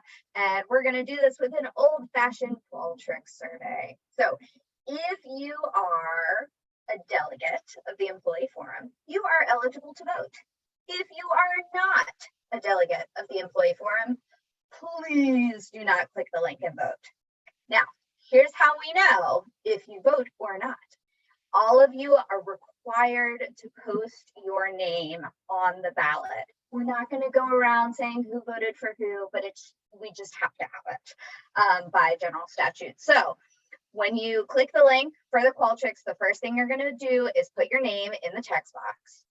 And then you'll go through and vote for all of the candidates that you would like to select. Because we only have 2 contested seats, we're going to do it like in 3 minutes. Do we feel like that's probably enough time? We'll check back in at like 2 minutes and 45 seconds just to make sure everyone's doing all right. I think Jen, if her laptop does not explode, is going to run a countdown timer via shared screen so you can see how much time is left. Thumbs up, loving it. So we will get that going, and I will post the Qualtrics link after I ask for questions. So are there questions from anyone about this process? Totally fine, Adriani. We'll make sure to get you in. Any questions? No? Okay. Here we go. 3 minutes begins. Go vote. Democracy in action.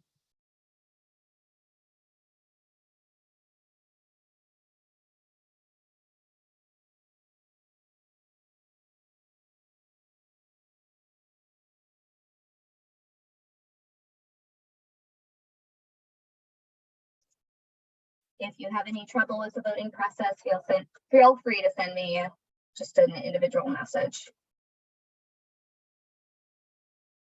And while everyone votes, feel free to take a stretch break.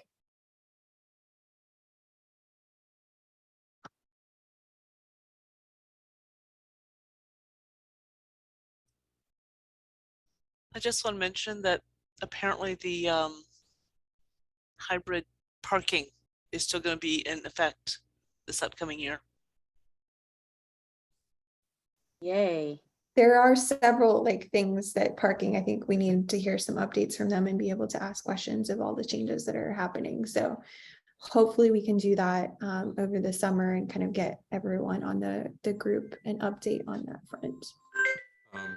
Yeah, I wanted to add too, I'm the parking delegate from my department, and they're gonna do hourly, but they're not gonna do the day parking anymore. That's one of the bigger changes.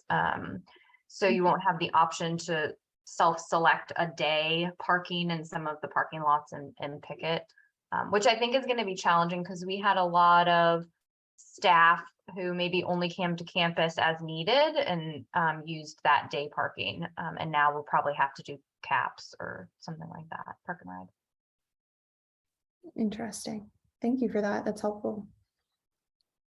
Just so everyone's aware, the Personnel Issues Committee has reached out to Cheryl Stout, who's the Director of Parking and Transportation. We're trying to get a meeting with her scheduled to update the Personnel Issues Committee and then bring forward any relevant updates for the full forum. Thank you so much for that, Matt. Yeah, That's super helpful. So we're just under the 1 minute mark. And it looks like votes are rolling in without problem. I saw one person's having a tech issue, just checking in to make sure there are no other tech issues from anyone. That time if we need.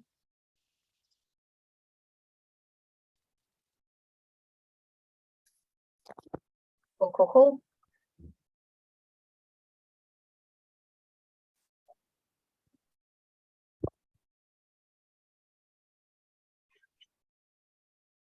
All right, so we're at 20 seconds. Speak now or forever hold your peace if you need more time. No, oh, Elizabeth. Or Elizabeth, send me via private chat your preferred selections and I will make sure that they are counted. Awesome. Thank you, folks. While Jen and Laura are doing their thing behind the scenes, let's quickly move into the standing rules document approval. We're going to do a first reading of that document, and then at the retreat in July, we will do a second reading and an approval of that standing rules document for the coming year on the forum. So next, let's move into this. Jacob, do you want to lead the kind of first reading approval of the standing rules document?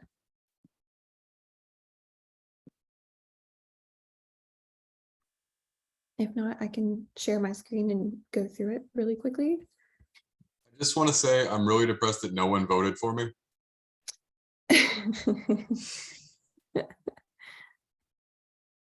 Because I wasn't eligible to get voted for. The parliamentarian was not listed. Oh, well, it was an uncontested election. I know. I feel fairly confident you would have been voted for.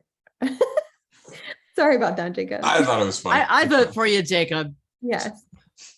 The only one that'll have my name on it is mine because I filled it in. Right in. Awesome. So sorry about that. Do I need to share my screen with the current standing rules document, or do you want to do that, Jacob?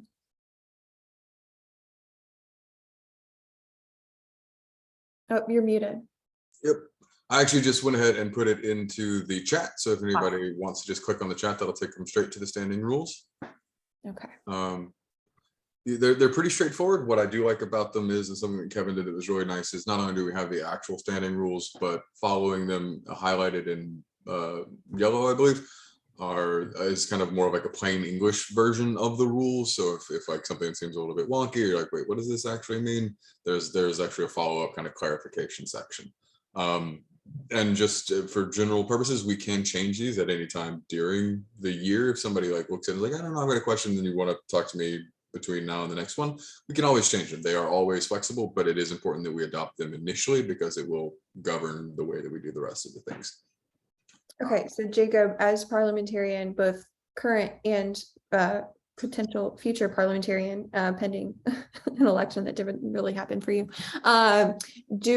is it correct that I open the floor for discussion and then we move into a vote on the first reading? Is that correct? Yes. Okay, so I open up the floor for discussion on the standing rules document and reapproving it for a first reading. Any comments, discussion, concerns, etc.? This is a pretty document. Kevin did a fantastic Whoever job. did that, yes, He really did. Snaps to Kevin on that, who is no longer with the university, but we appreciate all his work on that front.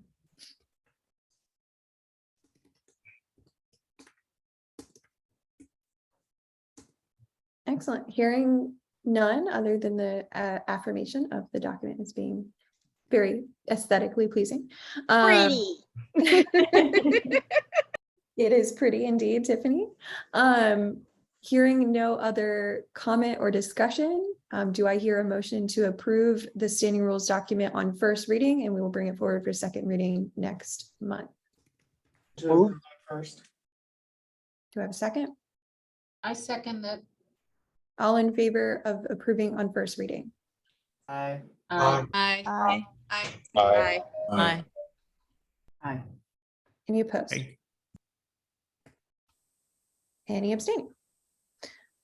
All right, the document has passed on first reading. We will bring it back forward at the July retreat to be formally approved as we begin our body for the coming academic year. So thank you to Jacob and to all of our team for that document.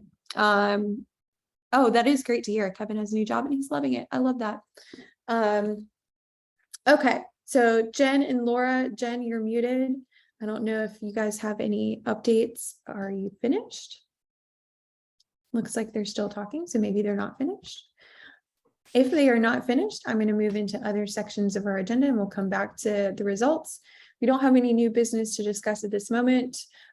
Later this week, tomorrow, in fact, we have our next Vice Chancellor Representative meeting on June 9th from 10 to 11 a.m. via Zoom. If you would like to attend and didn't mark yourself as attending during the Qualtrics survey, please reach out to Matt Banks and he can send you the link to attend.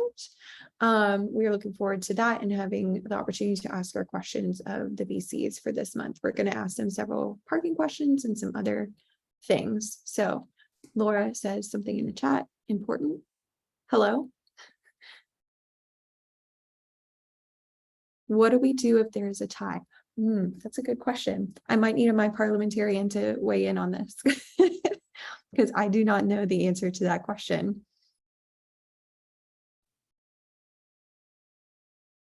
I think the chair has to break the tie.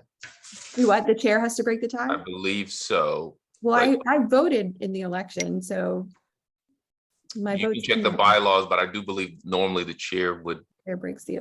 Yeah, but check the bylaws. The dance off. There's a dance off. Okay, we could do a dance off for that. Okay. Oh Lord, there's a tie. Katie, can we call you? Yes. Can someone stall for a minute? Say, hey, Shayna, Charles, any former chairs want to step into the role and like reminisce and wax nostalgia about being chair and be a chair? We can let Shayna do that. Okay. Shayna had to hop off. All right, Katie, I'm adding Katie into this three-way call that Jen and I have going on. So Katie, mute yourself. BRB. Okay. Unfortunately, we had delegates who logged off before the voting, because that might have been the difference maker.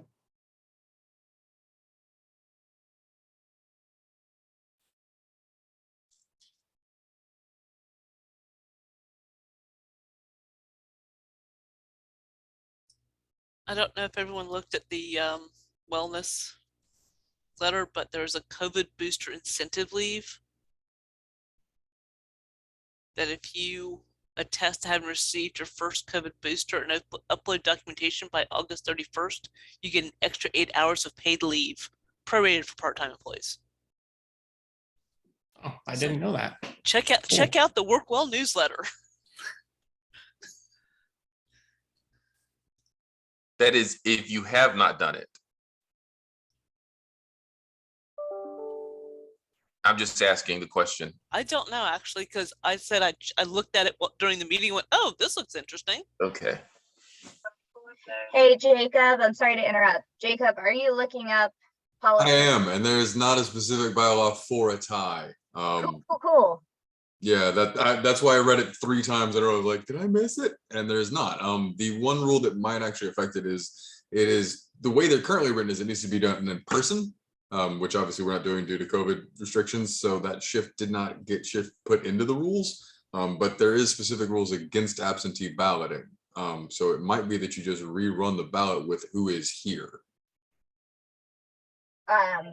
In case we lost anybody from the beginning.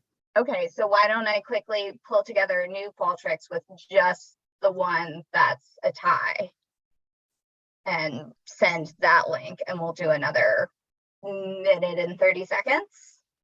Yeah, because I mean, the tradition is if we're doing it, then we would do like if there were 3 and no one got the majority, then we do a runoff for the 2 highest. Right. So we can consider this as just kind of a secondary runoff with just 2. All right.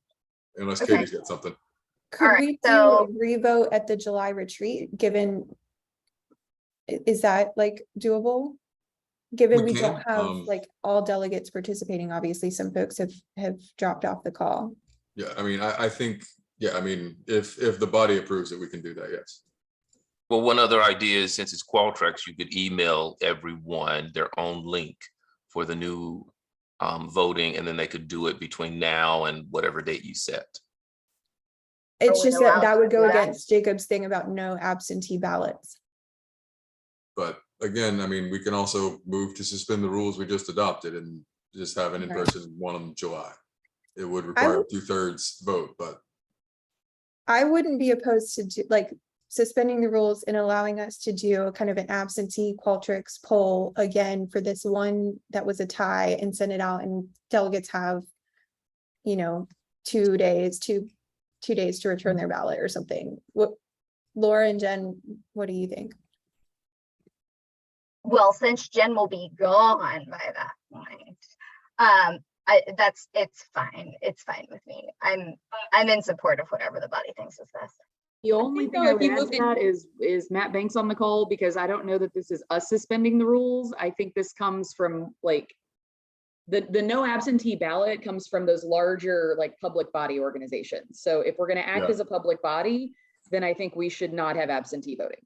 Right. Well, the public body rules, because I was chair when we revised these and we had the law clinic comes. One of the things was to make sure that we could individually report back if requested who voted. So I kind of understand, and I'm just trying to help the process. I'm not trying to hinder it.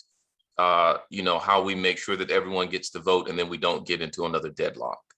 Right. Because I feel like the if we idea of waiting redo the till July. Qualtrics right now, it'll be another deadlock. I think we should just wait until July, honestly. And then that might actually give them both the opportunity to prepare another speech, or, you know what I mean? Like, I don't know. I just feel like that will have the larger body, more participation, and give them both time to. I like that compromise, and I'll kind of disclose which of the races was an actual tie, and it was the staff assembly alternate position, which is technically separate from the process of electing officers. Not technically an So office. it's not as serious, I think, to like wait Yeah. until July to make this election, because we didn't used to do this until October. So That position is not technically governed under the offices, officers' positions. So I think we can just kick that down the road. And I think I agree with Tiffany that having a larger sample size is better, and we'll have more people there for the. Technically, I mean, I don't know, you all changed that. So, technically, you could have 2 alternates. I think some of the other schools do, if you wanted to do that. okay, that's good to know. Something to consider. Okay, so I think we've got a good game plan of kicking that one to July, and we can have further discussion on that particular election. This really great I think we're ignoring you, example- Joe. I also feel like we're ignoring Joe. I think, so in my unofficial role as election official, that's too many. That's not a thing. Elections are? Yeah, for sure. Especially with Jen leaving, like we used to share the power. Now I have all of the power. Watch out. It was all always Laura. There was no sharing. False statement. Okay. Oh, overlord. I like that too. Okay. So we've got a whole month to workshop my title. That's important thing number 1. The important thing number 2 is we have decided we're going to revote in July. We will ask Joe and Shane to come back and share anything else that they'd like to share, because we're ignoring Joe's comment in the chat. And third, I'd like to announce the other winners are. So chair for the upcoming year will be Katie Musgrove. Vice chair will be Keith Hines. Secretary, the amazing Tiffany Carver. Treasurer, Ms. Tracy Weatherby Williams. And again, looking forward in July to holding a new vote, maybe in person, maybe virtual. We'll work out those details and we'll share them broadly. But that's that. And if we figure out that we can have multiple alternates, we'll share all of that too. But in the meantime, we are kicking the can down the road and going with what we have for now. I want to commend both Laura and Jen for all your hard work on this. And this was just a true live example of how we work together as a body to solve really weird, strange problems that have never happened before on the fly. And I so appreciate you both and for your work on the elections as always. Like I said, I think we've come up with a good alternative of waiting until July, where we have a more full attendance at the retreat, have everyone have the opportunity to vote. If there's still a tie, I like the idea of the compromise of having 2 alternates for the staff assembly. So we will determine that in July. thank you all, and thank you all for your confidence in voting for me as chair again, and for voting for all of the new officers for the coming 2022-2023 year on the Employee Forum. Again, I want to say a huge thank you to both the delegates who are rolling off the forum at the end of your term, but also the folks that are continuing a new term on the Employee Forum. I think this next year is going to be great, and we've got some really exciting stuff on the forefront that we can work on to advocate for staff here on campus. So thank you all for that. With that said, I'm going to open it up just really quickly for any final announcements, comments, anything like that from the delegates as we close out the year. Just want to quickly address a comment in the chat asking about parliamentarian. So the parliamentarian role is a 2-year position, and Jacob took over after just 6 months in our former parliamentarian's role. So he's on the hook for another year. Sorry, not right? So I think I have a question, because I think, did Kevin not complete the whole first year and then the 6 months is what I am thinking. I think he was at a year and 6 months. Did I remember that correctly? So I thought we actually, I feel like we've done this math previously, and his term was ending this year. Yeah. Because his might have also been an appointment because no, his was, he ran. He was elected. Okay. Was he elected in 2019? I just feel like it was longer than 6 months that he served in that role, but that could be misremembering. If you give me a minute, I can pull up previous Qualtrics ballots that we have and give you an answer. Just awesome. And to the Matt, your point of like, do we need to run the actual formal election and have people vote for Jacob to solidify that, even given he wasn't on the Qualtrics? Do we want to do that in July? What does the body think? I mean, it is more of an open body, public body kind of rule that it would be on the ballot. And since it's not on the ballot, it might be considered a little hinky. So, I mean, I don't see a problem not putting it on there just to cross T's and dot I's. But Annette has a point. Annette has a point as well. Yes, go ahead.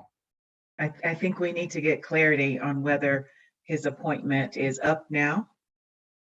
I think we figured out there's still a question about that, or if he is still serving his term. Yeah, it is. But if his term is completed this month, then yes, per the rules, he needs to be on the ballot. Yeah.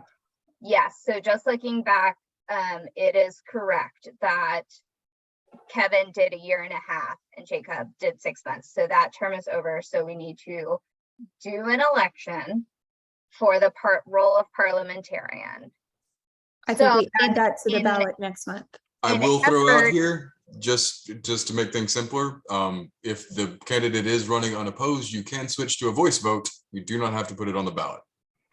So if Katie just wants to call a voice vote right now, we can knock that one off. Let's do it. Just about to suggest Jim, don't leave me. Okay. So do I call it unanimously or do I hear a motion? Not unanimous. It does still have to, I mean, it does still have to be a voice vote, but yeah. I move. Well, I think we first need to take any nominations from the floor, right? Yes. Any nomination double from the checking. floor for parliamentarian before we call a vote? I formally nominate Jacob Womack. I second. Okay. Any other nominations? Any other nominations? Annetta? In our responsibilities as delegates, do the other delegates need to be informed that the floor is open to nominations, or do they just miss this opportunity when they're absent? They have to be present, from what I understand from the bylaws, to vote in the elections. Okay, thank you. But I think we have enough present for a quorum, right? We do. And they were also informed at the last full body meeting that they had the opportunity to nominate others or themselves. Because we opened up nominations in May. Great point. Thank you. Second that. I remember us talking about the parliamentarian positions. Yeah. Okay, so do I hear a motion for a voice vote? I move. I second that. Okay. All in favor of voting for Jacob Womack as parliamentarian for a 2-year term beginning July 1st, 2022. All in favor, say aye. Aye. Aye. Aye. Any opposed? Any abstaining? The motion carries and Jacob Womack has been elected for a 2-year term as parliamentarian. Congratulations, Jacob, and apologize again for not having you on the ballot. Easiest thing we'll I'm do just a all drama day. queen. Exactly. Look at us go. We're being so successful as an employee forum today, y'all. I love it. I appreciate you all. Okay, so we're at 11:15. Any final discussion before we adjourn for today? Jen, any final comments, as this would be your last employee forum meeting with us? Jen, don't leave me. I did not prepare comments, and Keith, I will carry you with me wherever I Oh, go. Lord. And that is true for all of you. I am not an alum, so I came to UNC with a very little information and knowledge about the incredible community that this place is, and started coming to forum meetings very early when I first got here, just to learn more about the institution. And I can honestly say it has been my sincere pleasure to get to work with you all and to get to know you. You are incredible people. Award winners and otherwise, like, you are all spectacular employees, and you make this place what it is. And so I am just very grateful to have had the opportunity to be a part of this body.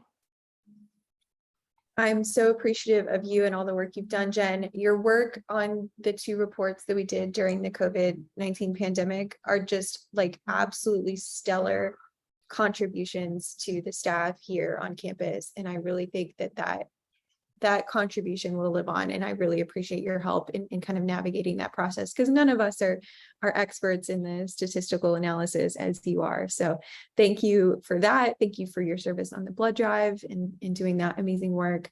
Really, you've just gone above and beyond, and we appreciate you, and we're going to miss you. I'm going to miss you being my ghostwriter on my various remarks. Jen fearlessly helped me with those throughout the year. So just thank you for being a great colleague and a great friend.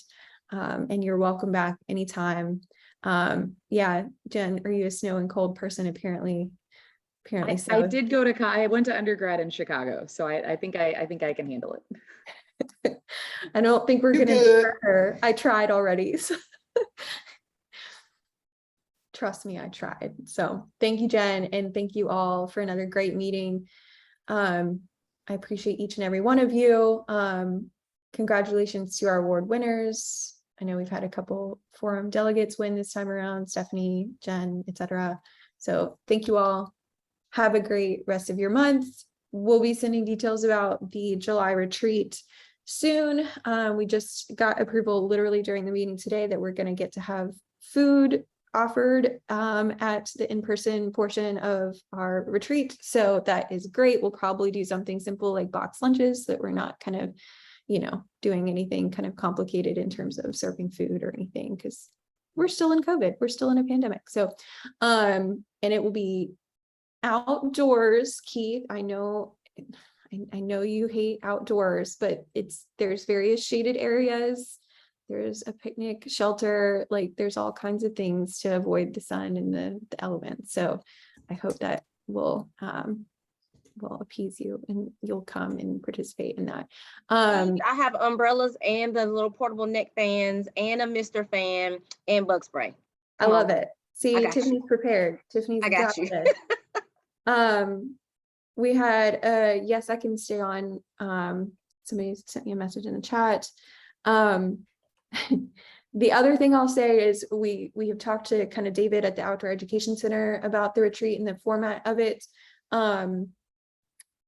What we're probably going to do is, I know not everybody is comfortable with the high ropes option / the higher elements at the Outdoor Education Center, which is totally fine. Everybody's comfort level is welcome.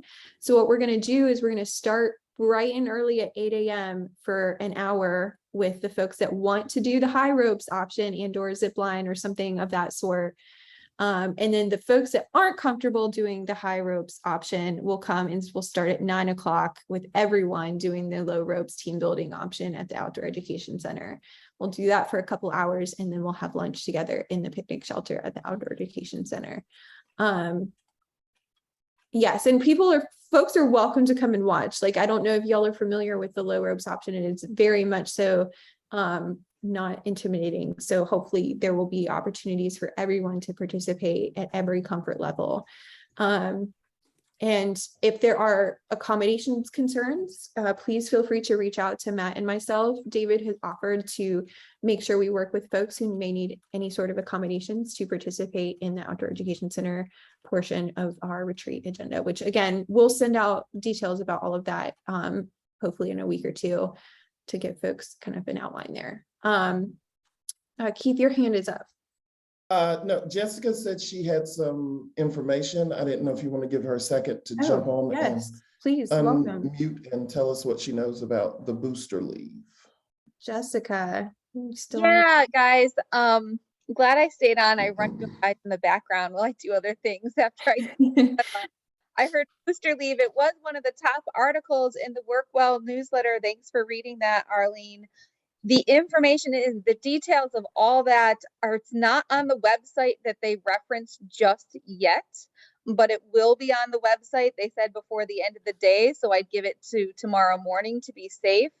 There was a question on, it is for the first booster shot. If you got your first booster, if you're eligible for that and you received it, there's no time frame for that. So if you got it several months ago, you should still be eligible for this leave if you're a full-time employee. So do reference that website that was in Workwell. And I also dropped it in the chat a little bit earlier when you guys first mentioned it. But if you have a booster and you want that time, that's another opportunity to get another day. So essentially, you just dance from Arlene. If you got your booster several months ago, you would just be able to log a miscellaneous 8 hours anytime moving forward. You have to upload proof by the end of August, I believe.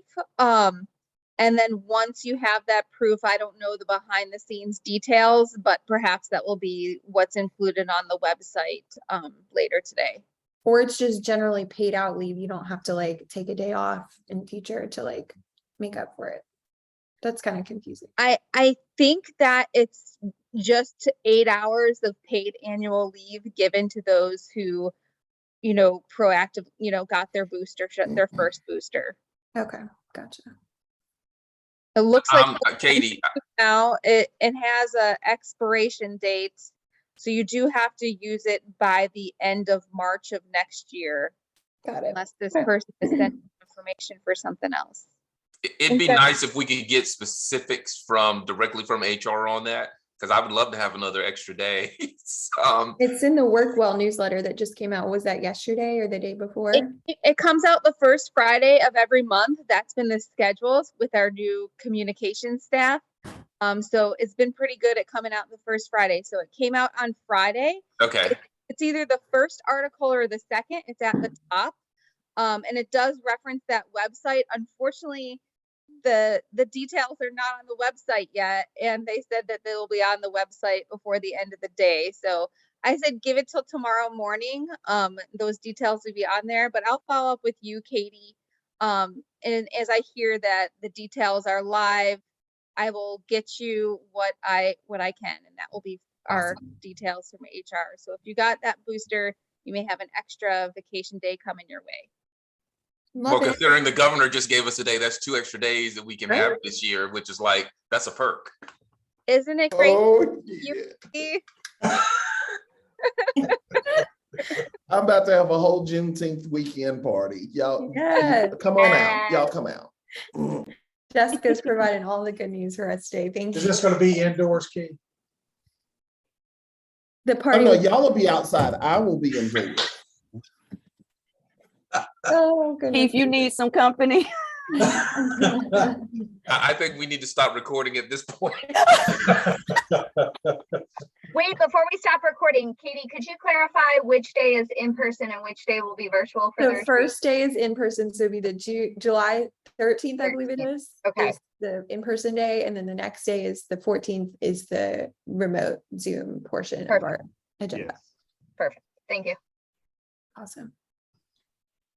Okay, Annetta, the governor's day off details. Maybe Matt, can you send Annetta the recording of the meeting? Because Link talked in depth about the governor's day off and the details around that benefit. So if Matt could maybe send her the YouTube link once it's ready, and you can reference that, Annetta. Send to who? To whom?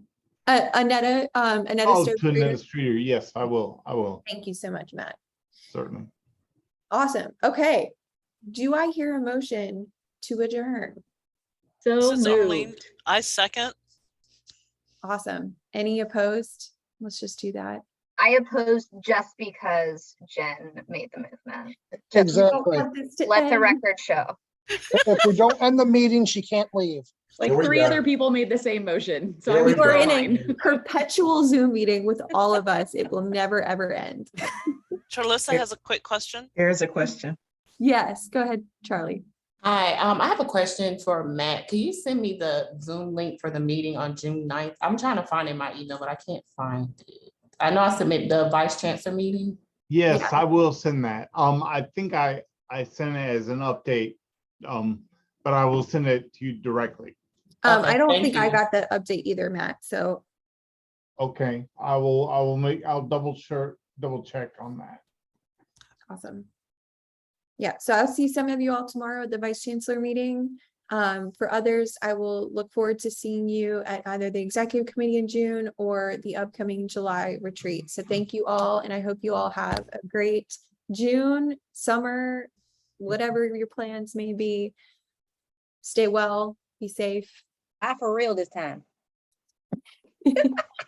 Link in the chat for the executive leave order, the press release. I dropped that in there.